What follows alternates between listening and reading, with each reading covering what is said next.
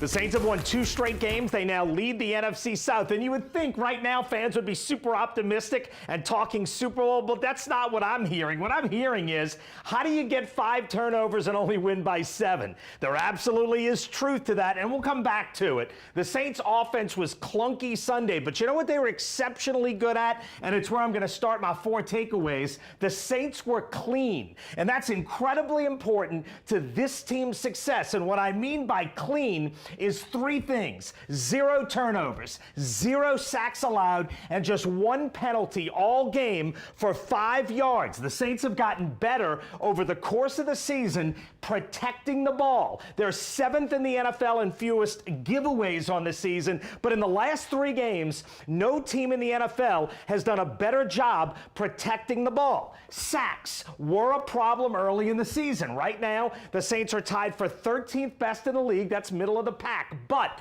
in the last 3 games, no team has protected their quarterback better than the Saints. And penalties have been a persistent issue all season. The Saints give up the 6th most penalty yards in the NFL over the course of the season, but much better lately. 23rd most over the last 3 games. You know how you win when everything's not clicking perfectly? By being clean. And the Saints have been exceptionally clean lately. At number 3, the Taysom factor is real. My advice to Pete Carmichael would be, wear that guy out. Hill has 20 carries over the last 2 games, 5.7 yards a pop. He had 23 carries over a 2-game stretch last year, too. The Saints were 2-0 in those games, 2-0 now. That is not a coincidence. His passer rating this season is a near perfect 156.3. I am in no way arguing that he should be the full-time quarterback, but in his current role,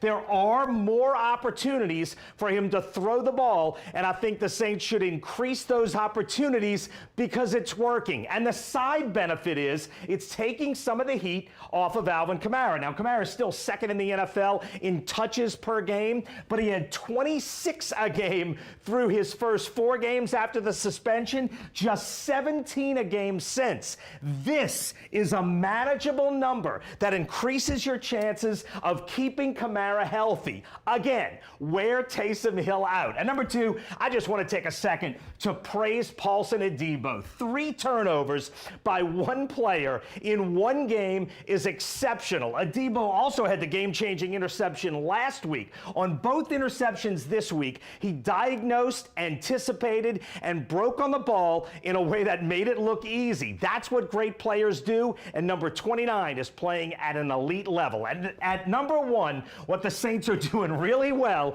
is taking care of business. The fact is, the Bears are not a good team. If the NFL draft were held today, Chicago would have the 3rd pick in the draft. And in fact, 3 of the Saints' wins have come against teams in the bottom 5, and the Saints have 0 wins this season against teams with winning records right now. You know how many teams with winning records the Saints will play in their final 8 games? The answer is 2. It's possible for the Saints to win 11 games this season without ever beating a team with a winning record. It doesn't have to be pretty. If the Saints can just keep taking care of business against below-average teams, New Orleans is going to the playoffs. And that's my 4 takeaways from beating the Bears.